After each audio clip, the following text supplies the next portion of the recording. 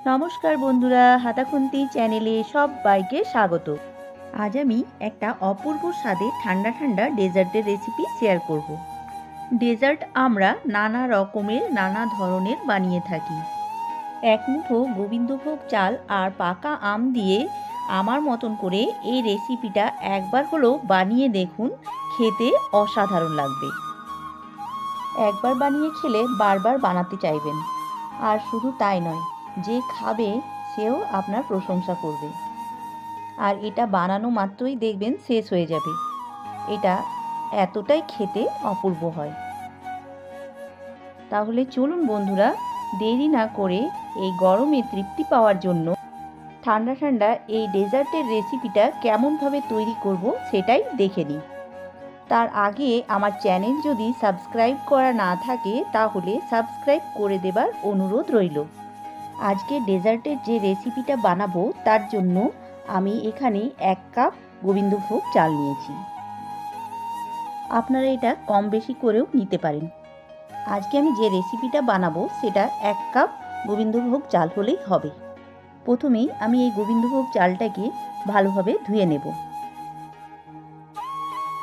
এখানে 2 থেকে 3 বার জল পাল্টে পাল্টে চালটাকে ধুয়ে নেব।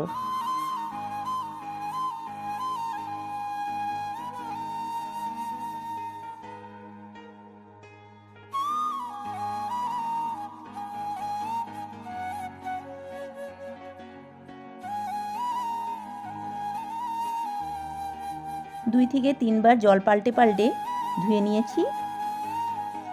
এবার আমি চালটাকে আধা ঘন্টার জন্য জল দিয়ে ভিজিয়ে রাখবো। আধা ঘন্টা ভিজিয়ে রাখলেই হবে।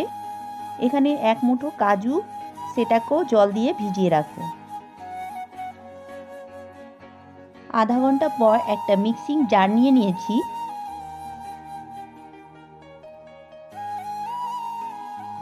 আর এই মিক্সিং জারের মধ্যে আমি চালটাকে দিয়ে দেব।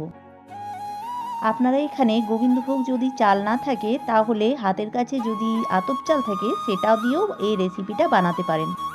কিন্তু গোবিন্দভোগ চাল দিয়ে বানালে এই রেসিপিটা খেতে অসাধারণ হয়। এবার গোবিন্দভোগ চালের সঙ্গে আমি ভিজিয়ে রাখা কাজুগুলোকেও দিয়ে দিচ্ছি। এই দুটো উপকরণ আমি খুব ভালোভাবে ব্লেন্ড করে নেব। এখানে গোবিন্দভোগ চাল আর কাজু খুব ভালোভাবে ব্লেন্ড করে নিয়েছি।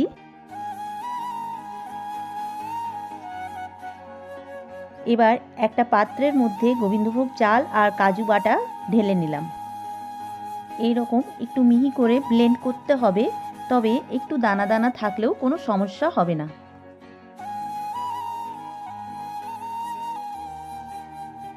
এবার মিক্সি ধোয়া জলটা একটু এর মধ্যে মিক্স করে দিলাম। এবার এখানে একটা পাকা আম নিয়ে নিয়েছি, আর ওই পাকা আমের পাল্পটা বের করে আমি এই মিক্সিং জারের মধ্যে দিয়ে নিচ্ছি। মিক্সিং জারের মধ্যে দিয়ে আমটাকে খুব ভালোভাবে ব্লেন্ড করে নিয়েছি।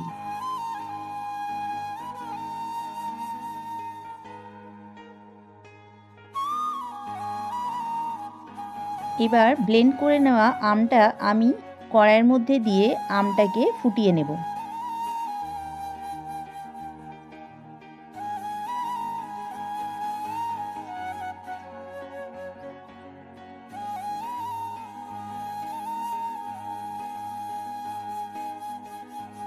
গ্যাসের ফ্লেমটাকে লো রেখে আমি এবার কিন্তু আমের পাল্পটাকে খুব ভালোভাবে ফুটিয়ে নেব।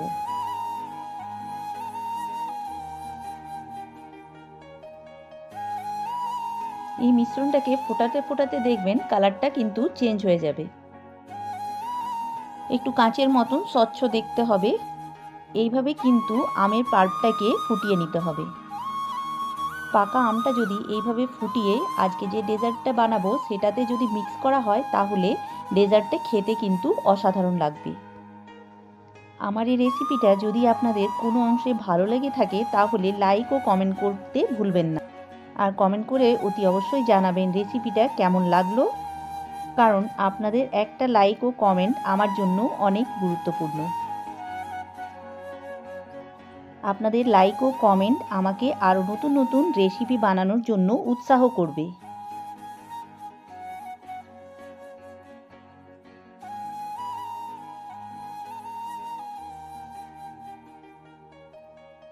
তো গ্যাসের ফ্লেমটাকে লো রেখে আমি এটাকে ফুটিয়ে নেব। গ্যাসের ফ্লেমটা লো রেখে আমি আমের পাল্পটাকে ফুটিয়ে নিয়েছি, আর আমের পাল্পটা কিন্তু তৈরি হয়ে গেছে। এবার আমি এখানে একটা কড়াই বসিয়ে দিয়েছি, আর এই কড়াইয়ের মধ্যে আমি দিয়ে দিচ্ছি লিকুইড দুধ। আমি এখানে গরুর দুধ ব্যবহার করছি, আপনারা যে কোনো লিকুইড দুধ ব্যবহার করতে পারেন। আর আমি এই দুধটা আগে থেকে ফুটিয়ে রেখেছিলাম। আর এখানে আমি 1 লিটার দুধ নিয়েছি। এবার দুধটাকে নাড়াচাড়া করে আমি একটু ঘন করে নেব।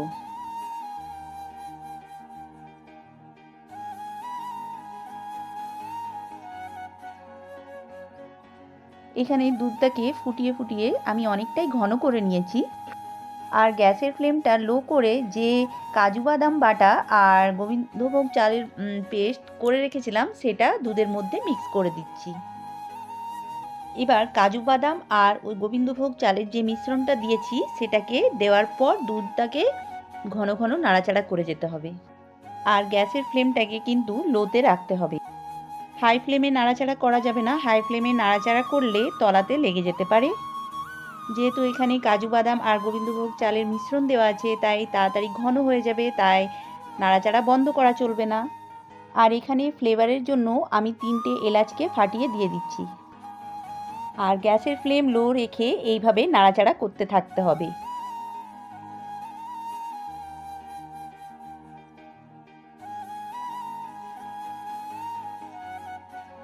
এবার এখানে মিষ্টির জন্য আমি কিছুটা চিনি দিয়ে দিচ্ছি। চিনিটা আপনারা নিজেদের টেস্ট অনুযায়ী দেবেন, আপনারা যে যেমন চিনি খেতে পছন্দ করেন সেই রকম মিষ্টিটা দেবেন। এবার চিনি দেওয়ার পর ঘন ঘন আবারও নাড়াচাড়া করতে থাকতে হবে। এখানে কাজু বাদাম আর গোবিন্দভোগ চালের মিশ্রণটা কিন্তু অনেকটাই ঘন হয়ে এসছে। এবার আমি এখানে গ্যাসের ফ্লেমটা কিন্তু অফ করে দিচ্ছি। গ্যাস থেকে এবার আমি কড়াইটাকে নামিয়ে নিয়েছি। এবার গ্যাস থেকে নামিয়ে নেবার পর আমি মিশ্রণটাকে ঠান্ডা হতে দেব। মিশ্রণটা অনেকটাই ঠান্ডা হয়ে গেছে। এবার আমি ফুটিয়ে রাখা সেই আমের পাল্পটা এর মধ্যে কিছুটা দিয়ে ভালো করে মিশিয়ে নিচ্ছি। আমের পাল্পটাকে দেখুন দেওয়ার পর আমি খুব ভালোভাবে একসাথে মিক্স করে নিচ্ছি। এবার কিছুক্ষণ ফ্রিজের মধ্যে রেখে এটাকে ঠান্ডা করে নেব, তারপর সার্ভ করব। এবার আমি এখানে পরিবেশন করার জন্য 4টে সার্ভিং বোল নিয়ে নিয়েছি, আর বোলের মধ্যে সার্ভ করে নেব। এই ডেজার্টটাকে আমি খুব সুন্দরভাবে সার্ভ করে দিচ্ছি।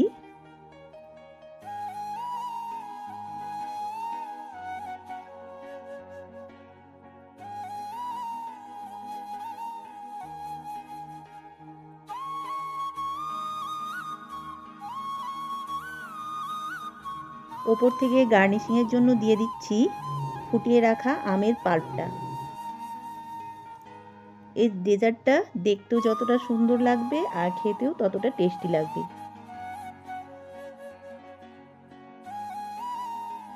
তাহলে বন্ধুরা, ধৈর্য ধরে পুরো ভিডিওটা দেখার জন্য অনেক অনেক ধন্যবাদ।